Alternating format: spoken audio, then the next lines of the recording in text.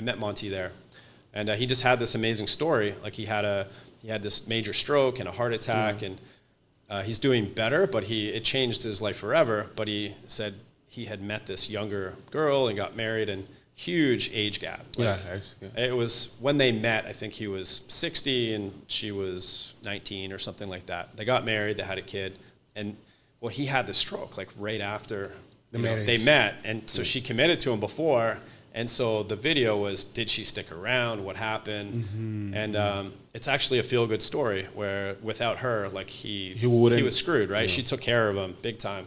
They're still happily together.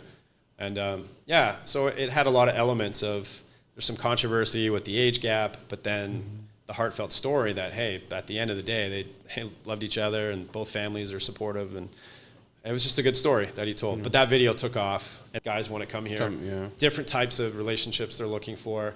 Retirement, that's another huge thing. People can't afford to retire in Canada, US, Europe, Australia. So they're looking elsewhere where they can pull their US pension and live here. And in Dumaguete, there's so many retired guys. That's what I wanted to ask you. Oh yeah, I met so many guys that I'm like, wow, okay, it makes a lot of sense. You only need, like, say, 1,500 US, and you're good, and you're living a good. You're not good. You're comfortable. You're comfortable.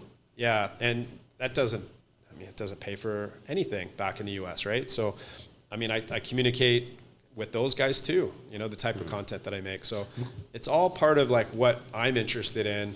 It's the stuff that I'm learning about. I meet guys like you and whoever, and I might make a video just about a conversation I have, just because people back home, they're not here and they don't get these opportunities to chat. So I can share what I'm learning, make a video about it. Some are my experiences, some are other people's experiences, and it's just endless. And people are like eating this kind of content up because they want to know. They want to know what it's really like. Even little things like, I remember when I first came to the Philippines, I felt like I needed someone to meet me at the airport. Yeah. Like, I'm like, dude, I don't know what to do. I was such a rookie.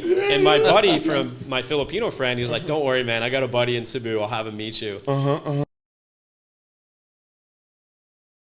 What are like the most bizarre experience have you seen? The most bizarre experience. If you kind of like stop and remember. Yeah, shoot. I mean, I can right away. I can just talk about the main differences that you see. I don't know if they're.